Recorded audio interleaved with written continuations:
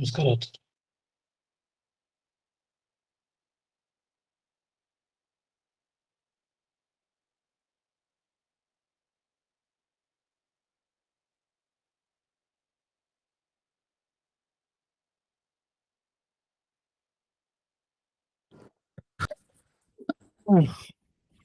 सुमतिभिरनुमेजं शुभ्रकाजं सखाजं सुखमजमनपाजं मुक्त्युपाजं विमाजं नृहजमहममेजं ध्येजमाम्नाजगेजं सदजमसदजेजं श्रीसहाजं भजेजं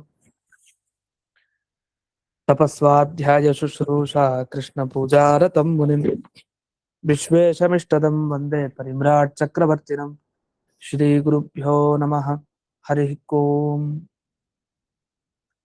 श्रियः पत्ते नित्या गणितगुणमाणिक्यविशदप्रभाजालोल्लासोपहत सकलावद्यतमसे जगज्जन्मस्थेमप्रलयरचनाशीलवपुषे नमो शेषां नाजस्मृतिहृदयदीप्ताय हरये येन प्रादुरभाविभूमिवलये विस्तारि गोसन्ततिः प्राबोधिश्रुतिपङ्कजं करुणया प्रकाशितत्वं परं ध्वान्तं ध्वंसवनादिसाधुनिकरश्चाकारि सन्मार्गगः तेन व्यासदिवाकरेण सततं मात्याजि मे मानसं व्याप्तिर्यस्य निजे निजे नमः सा पक्षे सपक्षे स्थितिः व्यावृत्तिश्च विपक्षतोऽथ विषये सक्तिर्न वै बाधिते नैवास्ति प्रतिपक्षयुक्तिरतुलं शुद्धं प्रमाणं समे भूयात् तत्त्वविनिर्णयाय भगवान् आनन्दतीर्थो मुनिः भवति यदनुभावात् क्रीडमूकोऽपि वाग्मी जडमतिरपि जन्तुर्जायते प्राज्ञमौलिः सकलवचनचेतो देवता भारती सा मम वचसि निधत्तां सन्निधिं मानसे च रमानिवासोचितवासभूमिः सन्न्यायरत्नावलिजन्मभूमिः वैराग्यभाग्यो मम पद्मनाभतीर्थामृताब्धिर्भवतात् विभूत्यै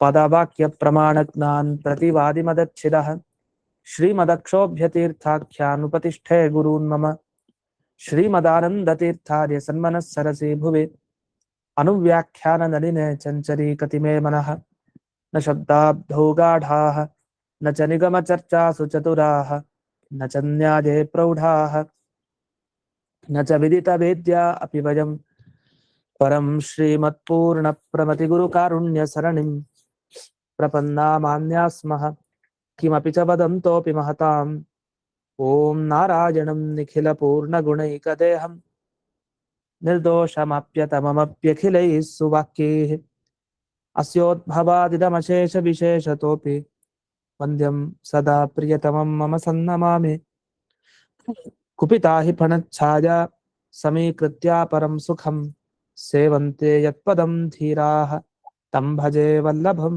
श्रियः।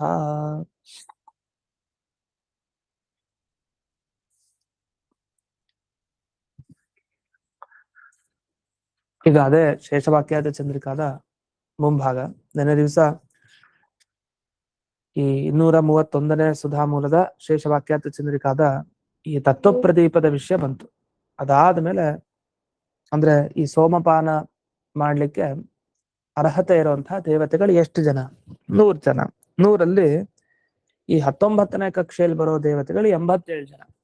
ಇನ್ನು 13 ದೇವತೆಗಳು ಒಬ್ಬ ಪರ್ಜನ್ಯ ಮಾತ್ರ ಈ 20ನೇ ಕಕ್ಷೆಗೆ ಬರೋರು. ಇನ್ನು ಮಿಕ್ಕಿದ ದೇವತೆಗಳಲ್ಲಿ ಮೇಲಕ್ಕೆ ಬರ್ತಾರೆ, ಮೇಲಿನ ಕಕ್ಷೆಗಳಲ್ಲಿ 19ರ ಮೇಲೆ. ಮತ್ತೆ 19ನೇ ಕಕ್ಷೆಯಲ್ಲಿ ಇವರನ್ನ ಉಲ್ಲೇಖ ಮಾಡಿದ್ದು ಉದ್ದೇಶ ಏನು ಅಂದ್ರೆ, ಈ ಸೋಮಪಾನ ಅರ್ಹರಾದ ದೇವತೆಗಳದು ಅಂತಂದ್ರೆ ಅದಕ್ಕೆ ಹೇಳ್ತಾರೆ, ಅದು 100 ಅಂತ ಹೇಳಿದ ಉದ್ದೇಶನೇ 13 ಬಿಟ್ಟು ಅನ್ನೋ ಅರ್ಥದಲ್ಲೇ ಹೇಳಿತ್ತು ಹೊರತು ಇಲ್ಲಿ 100 ಅಂತ ತಗೊಳ್ಬಾರ್ದು ಅಂತ. ಎಲ್ಲಾ ಕಡೆ ಹಾಗೆ ಸಾಮಾನ್ಯ ದ್ವಾದಶಾದಿತ್ಯರ ಕಕ್ಷೆ ಅಂದ್ಕೊಳ್ಳೆ ಅಲ್ಲಿ 12 ಸೂರ್ಯರ ಕಕ್ಷೆ ಒಂದೇ ಆಗಲ್ಲ, ಬೇರೆ ಆಗತ್ತೆ. ಈಗ 12ನೇ ಕಕ್ಷೆಯಲ್ಲಿ ಸೂರ್ಯ ಬರ್ತಾನೆ, ಅವ್ರು 3ನೇವರು. ವಸ್ತುತ ಮೊದಲನೇವರು ವಿಷ್ಣು, ಅವನು ದ್ವಾದಶ ಸೂರ್ಯರಲ್ಲಿ ಮೊದಲನೇವನು. ವಿಷ್ಣುಂ ತರ್ಪಯಾಮಿ ಅಂತೆಲ್ಲ ಬರುತ್ತಲ್ಲ. ಈ ಮಾಧ್ಯಾಹ್ನಿಕ ಸಂಧ್ಯಾ ವಂದನೆ ಮಾಡ್ಬೇಕಾದ್ರೆ ತರ್ಪಣಗಳಿದೆ. ಆದಿತ್ಯರಿಗೆ ತರ್ಪಣ ಮಾಧ್ಯಾಹ್ನಿಕ ಸಂಧ್ಯಾ ವಂದನೆಯಲ್ಲಿ, ಅಲ್ಲೆಲ್ಲ ವಿಷ್ಣುಂ ತರ್ಪಯಾಮಿ ಅಂತ ಬರುತ್ತೆ, ಆದಿತ್ಯರಲ್ಲಿ ಸೇರ್ತಾರೆ. ಮೊದಲನೇ ವಿಷ್ಣು, ಎರಡನೆಯವನು ಇಂದ್ರ. ಈ ವಿಷ್ಣು ತಾನು ಇಂದ್ರನ ತಮ್ಮನಾಗಿ ಜನಿಸಿದ್ರಂದ್ರೆ ಉಪೇಂದ್ರ ಅಂತಾನು ಕರೀತಾರೆ ಅಂತ ಇದೊಂದು ವಿಷಯ. ಅದರಿಂದ ದ್ವಾದಶಾದಿತ್ಯರಲ್ಲಿ ಮೂರನೇವನು ನಿಜವಾಗಿ ಸೂರ್ಯ ಅಂತ ಏನ್ ಕರಿತೀವಲ್ಲ, ಆ ಸೂರ್ಯ 12ನೇ ಕಕ್ಷೆಗೆ ಬರ್ತಾನೆ. ಇಂದ್ರದೇವರ ಕಕ್ಷೆ ನಮಗೆ ಗೊತ್ತಿದೆ 8ನೇದು, ಮೊದಲನೇದು ಭಗವಂತಂದೇ ಕಕ್ಷೆ ವಿಷ್ಣುದು, ಉಪೇಂದ್ರಂದು. ಇಷ್ಟಿದೆ. ಈಗ ಇಲ್ಲಿನ ಆಕ್ಷೇಪ ಏನಂದ್ರೆ, ಈಗ ಶುರುವಾಗೋದು, ಈಗ ನೀವು ಹೇಳಿದ್ದೆಷ್ಟು ಜನ ಸೋಮಪಾನಕ್ಕೆ ಅರ್ಹರಾದ ದೇವತೆಗಳು? 100 ಜನ ಅಂತ ಹೇಳ್ತಾ ಇದ್ದೀರಿ. ಅದರಲ್ಲಿ 87 ಮಾತ್ರ ಇಲ್ಲಿ 19ನೇ ಕಕ್ಷೆಯಲ್ಲಿ ಬರೋರು, ಮಿಕ್ಕಿದ 13 ದೇವತೆಗಳು ಬೇರೆ ಬೇರೆ ಕಡೆ ಅಂತ ಇಷ್ಟು ವಿಷಯ ಬಂತು. ಇಷ್ಟಕ್ಕೆ ಇವರಿಗೆ ತೃಪ್ತಿ ಇಲ್ಲ. ಇಲ್ಲಿ ಕೆಲವು ಚರ್ಚೆ ಇದೆ, ಇದೊಂದು ಸಂಪ್ರದಾಯ ಇದೆ ಅಂತ ಹೇಳ್ತಾರೆ. ಇದು ಬಹಳ ವಿಶೇಷ ವಿಷಯ. ಈ ಟಿಪ್ಪಣಿಕಾರರಲ್ಲಿ ಈ ಶೇಷವಾಕ್ಯಾರ್ಥ ಚಂದ್ರಿಕಾ, ವಾಕ್ಯಾರ್ಥ ಚಂದ್ರಿಕಾ, ವಾಕ್ಯಾರ್ಥ ರತ್ನಮಾಲ, ಉತ್ತರಾದಿ ಮಠದ ಪರಂಪರೆಯ ಯತಿಗಳೇನಿದ್ದಾರೆ ಅವರು ಬರೆದ ಟಿಪ್ಪಣಿಗಳು, ಅದರಲ್ಲಿ ಗೃಹಸ್ಥರಾಗಿ ಟಿಪ್ಪಣಿ ಬರೆದಿದ್ದು ಇದೆ, ಯತಿಗಳಾಗಿ ಟಿಪ್ಪಣಿ ಬರೆದವರು ಇದ್ದಾರೆ. ವಾಕ್ಯಾರ್ಥ ಚಂದ್ರಿಕಾ ಎಲ್ಲ, ವಾಕ್ಯಾರ್ಥ ಚಂದ್ರಿಕಾಕಾರರು ವಿದ್ಯಾಧೀಶ ತೀರ್ಥರು. ಈ ಉಡುಪಿ ಉತ್ತರಾದಿ ಮಠ ಏನಿದೆ ಅಲ್ಲಿ ಅವರ ಪ್ರತೀಕ ಇದೆ, ವೃಂದಾವನದ ಪಕ್ಕಕ್ಕೆ ನೋಡ್ಬೋದು. ಒಬ್ರು ಯತಿಗಳದವರು ವಿದ್ಯಾಧೀಶ ತೀರ್ಥರದೆ, ವಾದಿರಾಜರ ವಿಶೇಷ ಅನುಗ್ರಹಕ್ಕೆ ಪಾತ್ರರಾದವರು ವಿದ್ಯಾಧೀಶ ತೀರ್ಥರು. ಅವರ ಪ್ರತೀಕ ಏನಿದೆ ಅಲ್ಲಿ, ಅವರು ಬರೆದದ್ದು ವಾಕ್ಯಾರ್ಥ ಚಂದ್ರಿಕಾ ಟಿಪ್ಪಣಿ. ಅದನ್ನ ಆಮೇಲೆ ಅದು ಪೂರ್ಣ ಸಿಗ್ಲಿಲ್ಲ ಅನ್ನೋದಕ್ಕಿಂತ ಅವ್ರು ಬರ್ದಿದ್ದು ಅಷ್ಟು ಅಂತ ಹೇಳ್ತಾರೆ, ಮುಂದಂತೂ ಇಲ್ಲ. ಅದು ಮೊದಲನೇ ಭಾಗಗಳಿಗೆ ಮಾತ್ರ, ಮೊದಲನೇ ಅಧ್ಯಾಯದಲ್ಲಿ ಸಿಗತ್ತೆ ವಾಕ್ಯಾರ್ಥ ಚಂದ್ರಿಕಾ ಅಂತ. ಬಹಳ ಕಠಿಣವಾದ ಟಿಪ್ಪಣಿ, ತುಂಬಾ ಬರ್ತಿದ್ದಾರೆ ವಿಶೇಷವಾಗಿ. ಅದಾದ್ಮೇಲೆ ಶೇಷ ವಾಕ್ಯಾರ್ಥ ಚಂದ್ರಿಕಾ ಅಂತ ಉಳಿದ ಭಾಗ. ಹೇಗೆ ವ್ಯಾಸರಾಜರದು ತಾತ್ಪರ್ಯ ಚಂದ್ರಿಕಾ, ಶೇಷ ತಾತ್ಪರ್ಯ ಚಂದ್ರಿಕಾ ಅಂತ ರಘುನಾಥ ತೀರ್ಥರು ಮುಂದುವರಿಸಿದ್ರಲ್ಲ, ಆ ತರ ಇಲ್ಲಿ ಮೊದಲು ಇದು ಬಂತು ವಾಕ್ಯಾರ್ಥ ಚಂದ್ರಿಕಾ ಒಂದಿಷ್ಟಕ್ಕೆ ಮಾತ್ರ. ಆದ್ರೆ ಅಲ್ಲಿ ವ್ಯಾಸರಾಜರ 2 ಅಧ್ಯಾಯ, ಆಮೇಲೆ 2 ಅಧ್ಯಾಯಕ್ಕೆ ಅಲ್ಲಿ. ಇಲ್ಲಿ ಹಾಗಾಗ್ಲಿಲ್ಲ, ಕಡಿಮೆ ಆಗೋಯ್ತು ತುಂಬಾ. ಶೇಷ ವಾಕ್ಯಾರ್ಥ ಚಂದ್ರಿಕಾ ಅಂತ ಇಲ್ಲಿ ಮುಂದೆ ಬರ್ಕೊಂಡು ಬರ್ತಾರೆ. ಅದನ್ನ ನಾವ್ ಈಗ ಓದ್ತಾ ಇದ್ದೀವಿ, ಯಾಕೆ 3ನೇ ಅಧ್ಯಾಯಕ್ಕೆ ಬಂದಿರೋದ್ರಿಂದ. ಆ ವಾಕ್ಯಾರ್ಥ ಚಂದ್ರಿಕಾ ಓದ್ತಾ ಇಲ್ಲ ಈಗ, ಶೇಷ ವಾಕ್ಯಾರ್ಥ ಚಂದ್ರಿಕಾ ಉಳಿದಿತ್ತು ಬರ್ದಿದ್ದು. ಅದ್ರ ಮೇಲೆ ವಾಕ್ಯಾರ್ಥ ರತ್ನಮಾಲ ಅಂತ ಟಿಪ್ಪಣಿ ಇದೆ. ಇವ್ರು ಏನ್ ಮಾಡ್ತಾರೆ ಮಧ್ಯದಲ್ಲಿ, ಸ್ವಾಮಿನಸ್ತು ಅಂತ, ನಮ್ಮ ಸ್ವಾಮಿಗಳಾದರೂ ಈ ತರ ಹೇಳ್ತಾ ಇದ್ರು ಅಂತ ಒಂದು ವಿಷಯ ಪ್ರಾರಂಭ ಮಾಡ್ತಾರೆ. ಅದ್ರ ಮುಂಚೆ ಒಂದು ಸಂಪ್ರದಾಯ ಅಂತ ಹೇಳ್ತಾರೆ, ಅದೇನು ಅಂತ ಆ ವಿಷಯದ ಬಗ್ಗೆ ಈಗ ನೋಡ್ತಾ ಇರೋದು. ಅತ್ರ ಚ ಸೋಮಪಾನ ಅರ್ಹತ್ವ ಮಾತ್ರೇಣ ಆದಿತ್ಯೇಷು ಅಂತರ್ಗತೋಪಿ ಉರುಕ್ರಮಃ ಉಷಾ ಸ್ವಾಹ ಚ ಇತ್ಯಾದೌ ಅನುಕ್ತತಯಾ ಉಕ್ತಾನ್ಯತ್ವೇನ ಶೇಷತಯಾ ಉಕ್ತೋಪಿ ಅಧಿಕಾರಿ ವರ್ಗ ಬಹಿರ್ಭೂತತ್ವಾನ್ನ ಶೇಷತ್ವೇನ ವಿವಕ್ಷಣೀಯ ಅಂತ ಇವ್ರು ಹೇಳೋ ವಿಷಯ ಎಷ್ಟು. ಈಗ ಸೋಮಪಾನ ಅರ್ಹ ದೇವತೆ ಅಂದ್ರೆ ಉರುಕ್ರಮನೂ ಆಗಿದ್ದಾನೆ ಅಂತ. ಉರುಕ್ರಮ ಅಂದ್ರೆ ಇದು ಸಾಮಾನ್ಯ ದೇವತೆ ಅಲ್ಲ. ಈ ಉರುಕ್ರಮ ಅಂತಂದ್ರೆ ಯಾರು? ಭಗವಂತನನ್ನು ತಗೊಳ್ತಾ ಇದಾರೆ ಉರುಕ್ರಮ ಅಂತಂದ್ರೆ. ಹಾಗಾದ್ರೆ ಈ ಉರುಕ್ರಮನನ್ನ ಸೋಮಪಾನ ಅರ್ಹ ದೇವತೆ ಅಂತ ತಗೊಳ್ಬೇಕಾ ಬೇಡವಾ? ಈಗ ವಸ್ತುತಃ ತಗೊಳ್ಬೇಕು, ಅವನು ಸೋಮಪಾನಕ ಅರ್ಹ ದೇವತೆ ಉರುಕ್ರಮ. ಇವಾಗ ಆದಿತ್ಯರನ್ನೆಲ್ಲ ತಗೊಂಡ್ರಲ್ಲ, ದ್ವಾದಶಾದಿತ್ಯರಲ್ಲಿ ಆ ಉರುಕ್ರಮ ವಿಷ್ಣು ಏನಿದಾನೆ ಅವನ ಬಗ್ಗೆನೇ ಹೇಳ್ತಾರೆ ಉರುಕ್ರಮ ಅಂತ. ಉಪೇಂದ್ರ ಅಂತ ಹೇಳಿದ್ವಿ ಅಲ್ಲಿ ಉರುಕ್ರಮ. ಈ ಉರುಕ್ರಮ ಹಾಗಾದ್ರೆ ಸೋಮಪಾನಕ ಅರ್ಹ ದೇವತೆ ಹೌದಾ ಅಲ್ವಾ? 12 ಜನ ಆದಿತ್ಯರನ್ನು ತಗೊಂಡ್ರಿ, 12 ಜನ ಆದಿತ್ಯರನ್ನು ತಗೊಂಡ್ರೆ ಅಲ್ಲಿ ಉರುಕ್ರಮ ವಿಷ್ಣುನೂ ಬಂದ. ವಿಷ್ಣು ಸೋಮಪಾನ ಅರ್ಹ ದೇವತೆ. ಈಗ ನೀವು ಹಿಂದೆ 87 ಜನ ಬಿಟ್ರಿ ಅಂತ ಹೇಳ್ಬೇಕಾದ್ರೆ ನೀವ್ ಯಾರ್ಯಾರನ್ನ ಬಿಟ್ರಿ? ಅಲ್ಲಿ ಹೇಳಿದ್ರಿ ಏನಂತ, ಸಪ್ತ ಆದಿತ್ಯರು 7 ಜನ ಆದಿತ್ಯರನ್ನ ಬಿಟ್ವಿ, ಅಲ್ಲಿ ಉರುಕ್ರಮನ ತಗೊಳ್ಳಿಲ್ಲ ಅಂತೆಲ್ಲ ಹೇಳ್ತಾ ಬಂದ್ರಿ. ಈಗ ನಮ್ ಪ್ರಶ್ನೆ, ಸೋಮಪಾನಕ್ಕೆ ಉರುಕ್ರಮ ಆದಿತ್ಯರಲ್ಲಿ ಸೇರಿದಾನೆ ಅನ್ನೋ ಮಾತ್ರಕ್ಕೆ ಅವನನ್ನು ತಗೊಳ್ಬೇಕಾಗಿತ್ತು. ಯಾಕೆ 100 ಜನ ಸೋಮಪಾನ ಮಾಡ್ಲಿಕ್ಕೆ ಅರ್ಹರಾದ ದೇವತೆಗಳು ಯಾರು? ಆ ದೇವರ ಒಂದು ರೂಪನೂ ಬರುತ್ತೆ. ಯಾಕೆ 12 ಜನ ಆದಿತ್ಯರನ್ನ ಸೇರಿಸ್ಬೇಕು ಸೋಮಪಾನ ಮಾಡ್ಲಿಕ್ಕೆ, ಅವ್ರಿಗೆಲ್ಲರಿಗೂ ಯೋಗ್ಯತೆ ಇದೆ ಸೋಮಪಾನ ಮಾಡ್ಲಿಕ್ಕೆ. ಅಂದ್ಮೇಲೆ ವಿಷ್ಣುವನ್ನು ಅಲ್ಲಿ ಸೇರಿಸ್ಬೇಕು. ಆದ್ರೆ ನೀವೇನ್ ಮಾಡ್ತೀರಿ, ಉಷಾ ಸ್ವಾಹಾಚ ಅಲ್ಲಿ ಸೇರಿಸ್ಲಿಲ್ಲ. ಅಂದ್ರೆ 13 ದೇವತೆಗಳಲ್ಲಿ ಆ ಶ್ಲೋಕ ಏನ್ ಬಂದಿದೆ, ಆ ಶ್ಲೋಕದಲ್ಲಿ ಈ ಉರುಕ್ರಮನನ್ನ ಸೇರಿಸ್ಲಿಲ್ಲ. ನೀವು ಗಮನಿಸ್ಬಹುದು, ಎಲ್ಲಿದೆ? ಮೊದಲನೇ ಶ್ಲೋಕ ಈ ಯದಾಮನಾಧಿಕರಣದಲ್ಲಿ ಅನುವ್ಯಾಖ್ಯಾನ. ಉಷಾ ಸ್ವಾಹಾ ಚ ಪರ್ಜನ್ಯೋ ಮಿತ್ರೋ ನಿರ್ವರುಣೋ ವಿಧು ಪ್ರವಹೋ ನಿರುದ್ಧ ಇಂದ್ರೋ ಮೇ ರುದ್ರೋ ವಾಣೀ ಚ ಮಾರುತಃ ಉತ್ತರೋತ್ತರತಸ್ತ್ವೇತೆ ಗುಣೈ ಸರ್ವೈಶ್ಚ ಮುಕ್ತಿಗ. ಅಲ್ಲಿ ಉರುಕ್ರಮನನ್ನ ಸೇರಿಸ್ತಿಲ್ಲ. ಹಾಗಾದ್ರೆ 13 ದೇವತೆಗಳಲ್ಲಿ ಈ ಆದಿತ್ಯನನ್ನ ನೀವು ಸೇರಿಸ್ತಿಲ್ಲ, ದೇವರ ರೂಪನ. ಸರಿ, ಇದಾದ್ಮೇಲೆ ಈ ಈ ದೇವತೆಗಳನ್ನ ಬಿಟ್ಟು ಮಿಕ್ಕಿದವರಲ್ಲಿ ಸೇರಿಸ್ತೀರಾ 87ರಲ್ಲಿ? ಅಲ್ಲೂ ಸೇರಿಸೋ ಹಾಗಿಲ್ಲ. ಯಾಕೆ ಅಂತಂದ್ರೆ ಅಧಿಕಾರಿ ವರ್ಗ ಬಹಿರ್ಭೂತತ್ವ. ಈಗ ಅಧಿಕಾರಿ ವರ್ಗದಲ್ಲಿ ಅಂದ್ರೆ ಜೀವಕೋಟಿಯಲ್ಲಿ ಸೇರೋದು ಯಾರು? ಬ್ರಹ್ಮದೇವರೆಂದು ಹಿಡಿದು ತೃಣರಾಶಿ ಜೀವ ಪರ್ಯಂತ. ಲಕ್ಷ್ಮೀ ದೇವಿನೇ ಸೇರಿಸಲ್ಲ ಜೀವಕೋಟಿಯಲ್ಲಿ. ದೇವರನ್ನ ಹೇಗೆ ಸೇರಿಸ್ತೀರಿ? ಸೋಪಾನಾರ್ಹ ದೇವತೆ ಅಂತ ಅಧಿಕಾರಿ ವರ್ಗದಲ್ಲಿ ಸೇರಿಸೋ ಹಾಗಿಲ್ಲ. ಯಾಕೆಂದ್ರೆ ಅಧಿಕಾರಿ ವರ್ಗವನ್ನು ಅಲ್ಲೇ ಹೇಳಿದ್ದಾರೆ. ಉಷಾ ಸ್ವಾಹಾಚ ಪರ್ಜನ್ಯ ಅಂತ ಯಾರ್ಯಾರಿದ್ದಾರೆ ಅಂತ ಹೇಳಿದ್ದಾರೆ. ಎಲ್ಲಿ? ವಾಯುದೇವರ ತನಕ ಬಂದಿದ್ದಾರೆ, ಉಷಾದೇವಿಯಿಂದ ಹಿಡಿದು. ಅದಾದ್ಮೇಲೆ ಹೇಳಲಿಲ್ಲ. ಹಾಗಾದ್ರೆ ಉರುಕ್ರಮೋಪಾಸ್ಯತ್ವೇನ ಅತಥಾತ್ವ. ಯಾಕೆಂದ್ರೆ ಇವರೆಲ್ಲ ಉಪಾಸನೆ ಮಾಡ್ಬೇಕಾಗಿದೆ ಉರುಕ್ರಮನ. ದೇವರ ಉಪಾಸನೆ ಇವರೆಲ್ಲ ಮಾಡ್ಬೇಕು, ಮಿಕ್ಕಿದವರು. ದೇವರಿನ್ಯಾರನ್ನ ಉಪಾಸನೆ ಮಾಡ್ಬೇಕು. ಹಾಗಾದ್ರೆ ಏನ್ ಸಮಸ್ಯೆ ಬಂತಿಲ್ಲಿ? ವಾಯುದೇವರ ತನಕ ನೀವು 13 ಜನ ಅಂತ ಮಾಡ್ಬೇಕು ಒಂದು ಪಟ್ಟಿ. ಆದ್ರೆ ಅದೆಲ್ಲ ಅಧಿಕಾರಿ ವರ್ಗ, ಅಂದ್ರೆ ಯಾರು ದೇವ್ರ ಉಪಾಸನೆ ಮಾಡ್ತಾರೋ ಅಂಥವ್ರಲ್ಲಿ ದೇವರನ್ನ ನೀವು ಸೇರಿಸೋ ಹಾಗಿಲ್ಲ. ಉರುಕ್ರಮ ರೂಪವನ್ನ 12 ಆದಿತ್ಯರಲ್ಲಿ ಸೇರಿದ ಆ ರೂಪನ ಅಲ್ಲಿ ಸೇರಿಸೋ ಹಾಗಿಲ್ಲ. ಇನ್ನು ಮಿಕ್ಕಿದಲ್ಲಿ ಸೇರಿಸೋಣ ಅಂತಂದ್ರೆ ಅದು ಅಧಿಕಾರಿ ವರ್ಗ, ಜೀವ ವರ್ಗ. ಅಲ್ಲಿ ದೇವರನ್ನ ಸೇರಿಸೋ ಹಾಗಿಲ್ಲ. ಹಾಗಾದ್ರೆ ಏನಾಯ್ತು? 6 ಜನ ಮಾತ್ರ ಆದಿತ್ಯರನ್ನ ತಾರತಮ್ಯದಲ್ಲಿ ನೀವು ಗಣನೆ ಮಾಡ್ಬೇಕು. 6 ಜನ ಆದಿತ್ಯರನ್ನ ತಗೊಳ್ಬೇಕು. ಅದಕ್ಕೆ 18ನೇ ಕಕ್ಷೆಯಲ್ಲಿ ಎಷ್ಟು ಜನ ಆದಿತ್ಯರು ಬರ್ತಾರೆ? 6 ಜನ. 18ನೇ ಕಕ್ಷೆಯಲ್ಲಿ ಗಣಪತಿ ಕಕ್ಷೆಗೆ ಸಮಾನರಾಗಿ ಧಾತ, ಅರ್ಯಮ, ತ್ವಷ್ಟ, ಸವಿತ, ಭಗ, ಪೂಷ ಅದೆಲ್ಲ ನಾವು ಮಾಧ್ಯಾಹ್ನಿಕ ಸಂಧ್ಯಾ ವಂದನೆ ಮಾಡೋರ್ಗೆ ಚೆನ್ನಾಗಿ ಗೊತ್ತಿರುತ್ತೆ. ತರ್ಪಣ ಕೊಡ್ಬೇಕಾರೆ ಧಾತಾರಂ ತರ್ಪಯಾಮಿ, ಅರ್ಯವಣಂ ತರ್ಪಯಾಮಿ, ತ್ವಷ್ಟಾರಂ ತರ್ಪಯಾಮಿ, ಸವಿತಾರಂ ತರ್ಪಯಾಮಿ, ಭಗಂ ತರ್ಪಯಾಮಿ, ಪೂಷಾ ಇದೆಲ್ಲ ತರ್ಪಯಾಮಿ ಅಂತ ಬರುತ್ತೆ. ಈ ವಿಷ್ಣುಂ ತರ್ಪಯಾಮಿ ಅಂತ ಶುರು ಆಗೋದು, ವಿಷ್ಣು ಪ್ರಧಾನ. ಅಲ್ಲೇನಾಯ್ತು?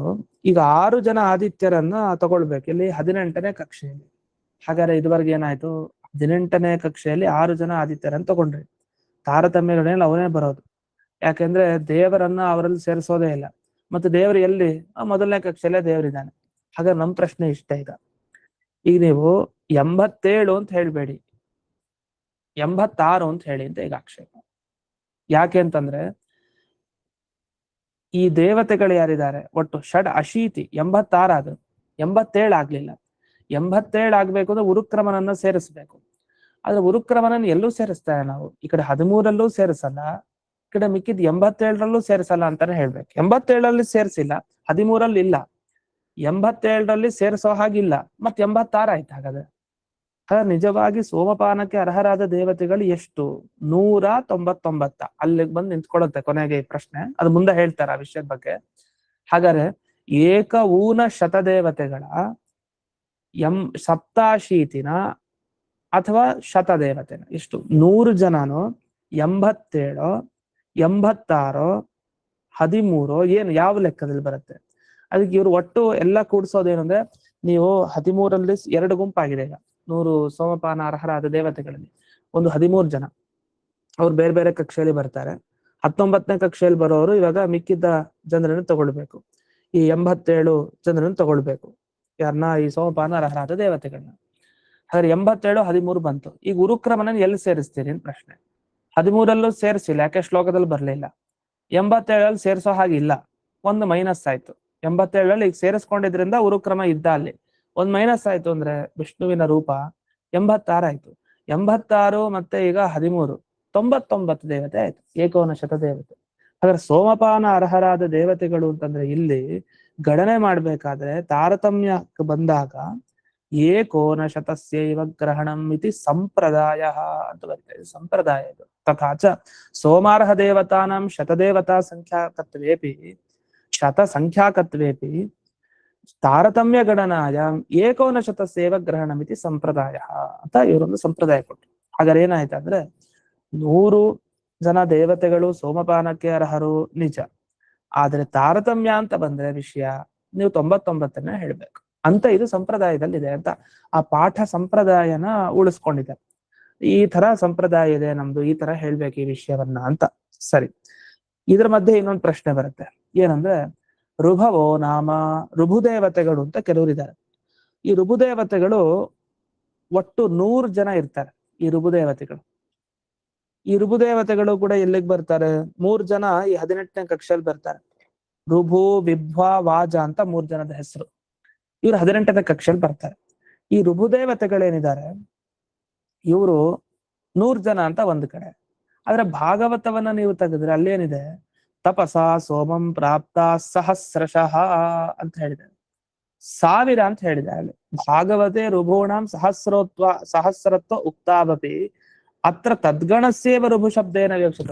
100 ಜನ ರುಭುಗಳು, 1000 ರುಭುಗಳು ನೋಡಿ, 100 1000 ಅನ್ನೋದು ಪಕ್ಕಕ್ಕೆ. ಈಗ ಏನು ಸಮಸ್ಯೆ ಆಯ್ತು ಇಲ್ಲಿ ಅಂದ್ರೆ, ಈಗ ನಾವೇನು ಸೋಮಪಾನಕ್ಕೆ ಅರ್ಹರಾದ ದೇವತೆಗಳು ಅಂತ ಹೇಳ್ತಾ ಇದ್ದೀವಿ, ಇಲ್ಲಿ ನೀವು ಗಮನಿಸಿ ರುಭು ರೇಖಃ ಅಂತ ಹೇಳಿದ್ದಾರೆ. ಹಿಂದೆ ತತ್ವಪ್ರದೀಪ ಗ್ರಂಥದಲ್ಲಿ ತ್ರಿವಿಕ್ರಮ ಪಂಡಿತಾಚಾರ್ಯ ಇದರಲ್ಲಿ ರುಭು ಅಂದ್ರೆ ಒಬ್ಬ ದೇವತೆ ಅಂತ ಹೇಳಿದ್ದಾರೆ. ವಸ್ತುತ ರುಭು ಅಂದ್ರೆ 1000 ಅಂತಿದೆ ಭಾಗವತದಲ್ಲಿ. ಈ 100 ಅನ್ನೋದನ್ನ ಮರ್ತೇ ಬಿಡೋಣ, ನಮ್ಗೆ ಪ್ರಮಾಣ ಇಟ್ಕೊಂಡು ನೋಡೋಣ. ಇಲ್ಲಿ ಚರ್ಚೆ ಮಾಡಿದಿಷ್ಟು. ಹಾಗಾದ್ರೆ 1000 ರುಭು ದೇವತೆಗಳು ಅಂತ ಹೇಳ್ತೀರಿ, 1000 ಆಗ್ಬಿಟ್ರೆ ಈಗ ಸೋಮಪಾನಕರಹರಾದ ದೇವತೆಗಳು ಎಷ್ಟಾದ್ರು? ಈಗ 99 ಅಂತ ನೀವು ಕೂಡಿಸಿದ್ರಿ ಇದುವರೆಗೆ, ಆದ್ರೆ ಇನ್ನೂ 1000 ಅಂತಂದ್ರೆ ಇನ್ ಜಾಸ್ತಿ ಆಗ್ಬಿಡ್ತು. 1099 ಅದ್ರ ಒಂದು ಮೈನಸ್ ಮಾಡೋಣ, ರುಭುನ ಒಂದು ಸೇರಿಸಿದ್ವಲ್ಲ, 98 ಅಂತ ಇಟ್ಕೊಳ್ಳೋಣ. 1098 ಜನ ರುಭು ದೇವತೆ, ಇದು ಸೋಮಪಾನಕ್ಕೆ ಅರ್ಹರಾದ ದೇವತೆಗಳು ಅಂತ.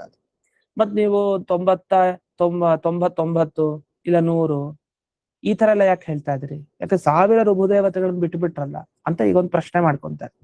ಇದೆಲ್ಲ ನಮ್ಗೆ ಅಂದಾಜೇ ಇರಲ್ಲ, ಅಂದ್ರೆ ಅದಕ್ಕೆ ಈ ಟಿಪ್ಪಣಿ ವಿಷಯಗಳನ್ನ ಓದ್ಬೇಕು ಅಂತ ಅನ್ನೋದು. ಯಾಕಂದ್ರೆ ಇನ್ಯಾವುದೋ ಗ್ರಂಥದಲ್ಲಿ ನಾವು ನೋಡಿ ಅದು ಇಲ್ಲಿ ನಾವು ಅನ್ವಯ ಮಾಡಿಕೊಂಡು ಇದು ಮಾಡೋ ಅಷ್ಟೊಂದು ಇದು ಸಂಶೋಧನೆ ಅಂತ ಹೇಳ್ತಾರೆ. ಪ್ರಬಂಧ ಸಂಶೋಧನೆ ಗ್ರಂಥ ಚೆನ್ನಾಗಿ ಒಂದು 5-6 ಗ್ರಂಥ ಒಟ್ಟಿಗೆ ಇಟ್ಕೊಂಡು ಓದ್ಬೇಕು. ಮತ್ತೆ ಭಾಗವತ ಸುಧಾ ಅದು ಎಲ್ಲ 5 ಗ್ರಂಥ ಇಟ್ಕೋಬೇಕು. ಇಲ್ಲೇನ್ ಹೇಳಿದಾರೆ ಅಲ್ಲೇನ್ ಹೇಳಿದಾರೆ ಅಂತ ಎಲ್ಲ ತುಲನೆ ನೋಡ್ಬೇಕು. ಈ ತುಲನಾತ್ಮಕ ಅಧ್ಯಯನ ಅಂತ ಹೇಳ್ತಾರಲ್ಲ, ಆತರ ಸಮಾನವಾಗಿ ನೋಡ್ಕೊಂಡು ಹೋಗ್ಬೇಕು. ಅಲ್ಲಿ ಬಂದಿದ್ದನ್ನೆಲ್ಲ ಬರ್ಕೊಂಡು ಹೋಗ್ಬೇಕು. ಇದೆಲ್ಲ ಸಾಹಸದ ಕೆಲಸ. ಇದನ್ನ ಮಾಡ್ಲಿಕ್ಕೆ ಸಿಕ್ಕಾಬಟ್ಟೆ ಸಮಯ ಬೇಕಾಗತ್ತೆ, ವರ್ಷಾನ್ಗಟ್ಲೆ ಬೇಕಾಗತ್ತೆ. ಎಲ್ಲ ಸರಿಯಾಗಿ ಮಾಡ್ಬೇಕು ಅಧ್ಯಯನ ಅಂದ್ರೆ. ಅದ್ ಅಧ್ಯಯನ ಮಾಡಿ ಬರೀಬೇಕು ಅಂದ್ರೆ ಇನ್ನೂ ಕಷ್ಟ. ಹೇಳೋದ್ ಸುಲಭ ಆಗ್ಬಿಡ್ಬೋದು, ಬರೆಯೋದು ತುಂಬಾ ಕಷ್ಟ ಆಗ್ಬಿಡುತ್ತೆ. ಅದ್ರಲ್ಲಿ ಇವ್ರು ಬರದೇ ಕೊಟ್ಬಿಟ್ಟಿದ್ದಾರೆ ನಮ್ಗೆ. ರುಭವೋ ನಾಮ ತಪಸಾ ಸೋಮಂ ಪ್ರಾಪ್ತಾಹ ಸಹಸ್ರಶಃ. ಚೆನ್ನಾಗಿ ಹೇಳಿದ್ರು, ತಪಸಾ ಸೋಮಂ ಪ್ರಾಪ್ತ. ಅವರು ತಪಸ್ಸನ್ನ ಮಾಡಿ ಸೋಮಪಾನ ಅರ್ಹತೆ ಪಡೆದ್ರು. ಅದರಿಂದ ಯಾಗದಲ್ಲಿ ಒಬ್ಬ ಸೋಮಪಾನ ಮಾಡ್ತಾನೆ ಅಂದ್ರೆ ಅದು ದೊಡ್ಡ ಯೋಗ್ಯತೆ. ಅದು ಸಾಮಾನ್ಯರಿಗೆಲ್ಲ ಸಿಗಲ್ಲ ಅಂತ ಭಾಗ್ಯ. ಅದು 100 ದೇವತೆಗಳಿಗೆ ಮಾತ್ರ ಅಂತ ಬಂದ್ರೆ 1000 ದೇವತೆಗಳಿಗೆ ತನ್ಕೋಯ್ತು ಈಗ. ಯಾಕೆ ಇವರು ತಪಸಾ ಸೋಮಂ ಪ್ರಾಪ್ತ, ಸೋಮವನ್ನ ಅಂದ್ರೆ ಸೋಮಾಹುತಿಯನ್ನ ಪಡಿಲಿಕ್ಕೋಸ್ಕರ ಇವರು ತಪಸ್ ಮಾಡಿದ್ದಾರೆ. ಸರಿ, ಯಾಕಂದ್ರೆ ಆ ಸೋಮಪಾನ ಮಾಡಿದವ್ರಿಗೆ ತುಂಬಾ ವಿಶೇಷ ಫಲ ಹೇಳಿದ್ದಾರೆ. ಒಂದು 10,000 ವರ್ಷ ಅವ್ನು ಬದುಕಿರ್ತಾನೆ, ಅವ್ನು ಸಾವೇ ಇರಲ್ಲ ಅವ್ನಿಗೆ. ಅವ್ನ್ ಏನ್ ಬೇಕು ಅಂದ್ಕೊಳ್ತಾನೋ ಅದೆಲ್ಲ ಸಿಗತ್ತೆ. ಅದನ್ನ ಆ ಸೋಮ ಲತೆಯ ಹಿಂಡಿ ಆ ರಸ ಕುಡಿಬೇಕು. ಅದು ಯಜ್ಞದಲ್ಲಿ ಆಹುತಿ ಕೊಟ್ಟ ಮೇಲೆ ಹಾಗೆ ಕುಡಿದ್ರೆ ಉಪಯೋಗ ಇಲ್ಲ. ಆ ತರ ಮಾಡಿದ್ರೆ ಅದಕ್ಕಷ್ಟು ಗುಣ ಇದೆ ಆ ಸೋಮಲತೆಗೆ. ಅದು ಭಾಗವತಲ್ಲೂ ವಿಶೇಷವಾಗಿ ಬರುತ್ತೆ. 5ನೇ ಸ್ಕಂದದಲ್ಲೆಲ್ಲ ಅದರ ಬಗ್ಗೆನೂ ವಿಶೇಷವಾಗಿ ಉಲ್ಲೇಖ ಮಾಡ್ತಾರೆ. ಅಂತೂ ಈ 1000 ರುಭುದೇವತೆಗಳು ಅಂತ ಹೇಳಿದ ಮೇಲೆ ಇಲ್ಲಿ ಏನ್ ಮಾಡೋದು ಈಗ, ಉತ್ತರ ಏನು ಅಂತ. ಅದಕ್ಕೆ ಇಲ್ಲಿ 1 ಅಂತ ಹೇಳಿದ್ರೆ ಅಭಿಪ್ರಾಯ ಏನ್ ಗೊತ್ತಾ, 1000ದ ಗುಂಪು 1 ಅಂತ. 1000 ದೇವತೆಗಳಿದ್ದಾರೆ, ನಾವ್ ಇಲ್ಲ ಅಂತ ಹೇಳ್ತಾ ಇಲ್ಲ. 1000 ದೇವತೆಗಳು ರುಭುದೇವತೆಗಳು, ಆದ್ರೆ 1000ದ ಗುಂಪು ಒಂದಾಗಿದೆ. ಆ 1 ಅಂತ ಇಲ್ಲಿ ತಗೊಂಡಿದ್ದು. ರುಭು ಶಬ್ದೇನ ವಿವಕ್ಷಿತತ್ವಾತ್ ನ ಸಂಖ್ಯಾಧಿಕ್ಯಂ ಶಂಕನೀಯಂ. ಹಾಗಾಗಿಯೇ ಇಲ್ಲಿ 100 ದೇವತೆಗಳು ಅಂತ ಈಗ ಸದ್ಯ ಗುರುಕ್ರಮ ಅಂತ ಇಟ್ಕೊಂಡ್ರೆ 99 ದೇವತೆ ಅಂತ ಇಟ್ಕೊಂಡು ಇನ್ನೂ ಜಾಸ್ತಿ ದೇವತೆ ಆಗ್ಲಿಲ್ಲ. ಯಾಕೆ 99 ಅಂತ ಇಟ್ಕೊಂಡು ಜಾಸ್ತಿ ಆಗ್ಲಿಲ್ಲ ಅಂದ್ರೆ, ರುಭು ದೇವತೆಗಳನ್ನ 1000 ಅಂತ ತಗೊಳ್ಳಿಲ್ಲ, 1000ದ ಒಂದು ಗುಂಪು ಅಂತ ತಗೊಂಡಿದೀವಿ. ಅದನ್ನೇ ತತ್ವಪ್ರದೀಪ ಗ್ರಂಥದಲ್ಲಿ ತ್ರಿವಿಕ್ರಮ ಪಂಡಿತಾಚಾರ್ಯ ಏನ್ ಮಾಡಿದ್ರು, ರುಭು ರೇಖಃ ಅಂತ, ಏಕಃ ರುಭು ಅಷ್ಟೇ ಆ ಗುಂಪು ಅಂತ. ಸರಿ, ಏನೋ ಇದನ್ನ ಕೂಡಿಸಿದ್ರೆ ಹೆಚ್ಚು ಸಂಖ್ಯೆ ಬರ್ಲಿಲ್ಲ. ಆದ್ರೆ ಇನ್ನೊಂದಿದೆ, ಸಾಹಚರ್ಯಾದ್ ಏಕಸ್ಯ ನಾಮ್ನ ತ್ರಯೋಪಿ ಉಚ್ಯಂತೆ ಋಗ್ಭಾಷ್ಯ ಟೀಕೋಕ್ತ ರೀತ್ಯ ರುಭು ವಿಭ್ವಾವಾಚ ಇತಿ ತ್ರಯಾಣಾಂ ಅಪಿ ರುಭು ಶಬ್ದೇನ ವಿವಕ್ಷಾಯಾಂ ಅಶ್ವಿನೋಃ ದ್ಯಾವಾ ಪೃಥಿವ್ಯೋಶ್ಚ ದೇವತಾತ್ವ ಐಕ್ಯೇನ ಏಕತ್ವ ವಿವಕ್ಷಣಾತ್ ನ ಸಂಖ್ಯಾಧಿಕ್ಯಂ ಅಂತ ಹೇಳ್ತಾರೆ. ಇನ್ನೊಂದು ಸಮಸ್ಯೆ ಇದೆ, ಅಶ್ವಿನಿ ದೇವತೆಗಳು ಮತ್ತೆ ದ್ಯಾವ ಪೃಥಿವಿ ಅಂತ ಹೇಳಿ ತಗೊಂಡ್ರು. ಅಶ್ವಿನಿ ದೇವತೆಗಳು ಹಾಗಾದ್ರೆ ಎಷ್ಟು ಜನ? 2 ತಾನೆ. 2 ಅಂದ್ಮೇಲೆ 99 ಹೇಗಾಯ್ತು? 100 ಅಂತ ಆಗ್ಬೇಕು. ಒಬ್ರು 99ನೇವರು, ಇನ್ನೊಬ್ರು 100ನೇವರು. ದ್ಯಾವ ಪೃಥಿವಿ ಅಂತ 2 ತಗೊಂಡ್ವಿ, ಅದರಲ್ಲಿ ಹಿಂದೆನೆ ಸೇರಿಸಿದ್ರಿಂದ 101 ಆಗ್ಬೇಕು. ಹಾಗಾದ್ರೆ 101 ಯಾವ್ದು ಈ ಸೋಮಪಾನ ಅರ್ಹರಾದ ದೇವತೆಗಳು ಅನ್ಬೇಕು. ಆದ್ರೆ ಇದನ್ನೆಲ್ಲ ಹೇಳಲಿಲ್ಲ. ಯಾಕೆ? ದ್ಯಾವ ಪೃಥಿವಿ 1 ಗುಂಪು ಅಂತ ತಗೊಳ್ಳಿ, ದ್ಯಾವ ಪೃಥಿವಿ 2 ಅಂತಾನೆ ತಗೊಳ್ಬೇಕು. ಆದ್ರೆ ಅಶ್ವಿನಿ ದೇವತೆಗಳು 2 ಅಂತ ತಗೊಂಡ್ರ, ಅಲ್ಲೂ 2 ಅಂತ ತಗೊಳ್ಬೇಕು. ಅದ್ ಹೇಗ್ ತಗೊಳ್ತೀರಿ? ಅದಕ್ಕೆ ಅಶ್ವಿನಿ ದೇವತೆಗಳು ದೇವತಾತ್ವ ಐಕ್ಯೇನ, ದೇವತಾತ್ವ ಇಬ್ಬರಲ್ಲೂ ಸೇರಿ ಒಂದಿದೆ. ದ್ಯಾವಾಪೃತಿಯಲ್ಲೂ ದೇವತಾತ್ವ ಇಬ್ರು ಸೇರಿ ಒಂದಿದೆ. ಇಲ್ಲ ಅಂದ್ರೆ ಅಲ್ಲೂ ವಿಭಾಗವನ್ನ ಮಾಡ್ತಾ ಹೋದ್ರೆ ಇನ್ನು ಸಂಖ್ಯೆ ಹೆಚ್ಚಾಗ್ಬೇಕಾಗಿ ಬರುತ್ತೆ. ಅದನ್ನಲ್ಲಿ ಹೇಳ್ತಾರೆ, ಹೇಗೆ ಸಾಹಚರ್ಯಾದ ಏಕಸ್ಯನ ತ್ರಯೋಪಿ ಅಂತ. ಈಗ ಜೊತೆಗೆ ಇದ್ರೆ ಒಬ್ಬರನ್ನ ಹೆಸರಿಡಿದ್ರೆ ಸಾಕು, ಅದರಿಂದಲೇ ಮಿಕ್ಕಿದವ್ರನ್ನು ತಗೊಂಡ್ಬಿಡ್ತೀವಿ ಅಂತ. ಈಗ ಒಂದ್ ಆಸನದಲ್ಲಿ ಕೂತಿರ್ತಾರೆ ಒಂದ್ ಪಂಕ್ತಿಯಲ್ಲಿ, ಈ ಪಂಕ್ತಿಯವ್ರಿಗೆಲ್ಲ ಇದ್ ಬಡಿಸು ಅಂತ. ಈ ಪಂಕ್ತಿಯಲ್ಲಿ ಇರೋರ್ಗೆ ಅಂದ್ರೆ ಒಬ್ಬರ ಹೆಸರು ಹೇಳ್ತಾರೆ. ಅವ್ನು ಯಾರೋ ಒಬ್ಬ ಮೊದಲು ಕೂತಿರ್ತಾನೆ ರಾಮ, ಆ ರಾಮನ್ ಪಂಕ್ತಿಗೆಲ್ಲ ಬಡಿಸು ಅಂತ. ರಾಮನ್ ಪಂಕ್ತಿಗೆ ಅಂದ್ರೆ ಎಲ್ಲರ ಹೆಸರು ಹೇಳ್ಬೇಕು ಅಂತಿಲ್ಲ, ಪ್ರಧಾನರಾದ ಒಬ್ಬರ ಹೆಸರು ಹೇಳಿದ್ರೆ ಎಲ್ರೂ ಬರ್ತಾರೆ ಅಂತ ಅರ್ಥ. ಹಾಗೆ ಅಶ್ವಿನಿ ದೇವತೆಗಳ ಒಬ್ರು ಅಶ್ವಿನಿ ಅಂತಂದ್ರೆ ಇಬ್ರು ಬಂದ್ಬಿಟ್ಟು, ದ್ಯಾವ ಪೃಥ್ವಿಯಿಂದ ಅಲ್ಲೂ ಇಬ್ರು ಬಂದ್ರು. ಹಾಗೆ ಅಲ್ಲಿ ರುಭು ಅಂತಂದ್ರೆ ಅಷ್ಟು ಜನ ಬಂದ್ರು, ಒಂದ್ ಶಬ್ದ ಹೇಳಿದ್ರೆ ಸಾಕು. ಆ ತರ ಇಲ್ಲಿ ಒಂದೇ ಹೆಸರನ್ನ ಹೇಳಿದಾಗ ಅದರ ಜೊತೆಗಿರೋ 3 ಜನನ್ನು ತಗೊಳ್ಬೇಕು ಅಂತ ಋಗ್ಭಾಷ್ಯ ಟೀಕೆಯಲ್ಲಿ ಒಂದು ಅರ್ಥ ಹೇಳಿದೆ. ಹಾಗೆ ರುಭು ಅಂತಂದ್ರೆ 1000, ಇನ್ ಮಿಕ್ಕಿದವನ್ನೆಲ್ಲ ತಗೊಳ್ಬೇಕು. ಅಂದ್ರೆ 999 ರೂಪ ಏನಿದ್ದಾರೆ ಅವ್ರನ್ನ ತಗೊಳ್ಬೇಕು, ರುಭು ಅಂತ ಒಂದು ಹೇಳಿದ್ರಿಂದ. ಇನ್ನು ಅಶ್ವಿನಿ ಅಂತಂದ್ರೆ 2 ತಗೊಳ್ಬೇಕು, ಮತ್ತೆ ಈ ದ್ಯಾವ ಪೃಥ್ವಿಯಿಂದ 2 ತಗೊಳ್ಬೇಕು. ಈ ತರ ತಗೊಂಡಾಗ ನಿಮ್ಗೆ ಇದು ವಿರೋಧ ಬರಲ್ಲ, ಇಲ್ಲ ಅಂದ್ರೆ ತುಂಬಾ ವಿರೋಧ ಬರುತ್ತೆ ಅಂತ ಅದನ್ನ ಎಚ್ಚರಿಸಿದ್ದಾರೆ. ಇಷ್ಟಾದ್ಮೇಲೆ ಎಲ್ಲ ವಿಷಯಗಳನ್ನ ಹೇಳಿ ಅಯಮತ್ತ ನಿಷ್ಕರ್ಷ ಅಂತ ಒಂದು ಹೇಳ್ತಾರೆ. ಸ್ವಾಮಿಗಳು ಹೀಗೆ ಹೇಳ್ತಾರೆ ನಮ್ಮ ಸ್ವಾಮಿಗಳು, ಆದ್ರೆ ಈ ನಿಷ್ಕರ್ಷ ಏನು, ಇದರ ವಿಷಯದಲ್ಲಿ ಹೀಗೆ ಅಂತ ಏನ್ ನಾವ್ ಹೇಳ್ಬೇಕು ಅದನ್ನ ನಾವು ಆಮೇಲೆ ಹೇಳ್ತೀವಿ ಅಂತ ಅವರು ಬರೀತಾರೆ. ಅದೇನು ಅನ್ನೋದನ್ನ ನಾಳೆ ದಿವಸ ನೋಡೋಣ ಅಂತ ಹೇಳ್ತಾ ಇಂದಿನ ಪಾಠವನ್ನ ಗುರುವಂತರ್ಗತ ವ್ಯಾಸರಾದ ಗುರುವಂತರ್ಗತ ಭಾರತೀಯ ರಮಣ ಮುಖ್ಯ ಪ್ರಾಣಾಂತರ್ಗತ ಶ್ರೀಮನ್ಮೂಲ ಗೋಪಾಲಕೃಷ್ಣರಿಗೆ ಅರ್ಪಣೆ. ಶ್ರೀಕೃಷ್ಣ ಅರ್ಪಣೆ. ಹರಿ ಧನ್ಯವಾದ ಗುರುಗಳೇ, ನಮಸ್ಕಾರ.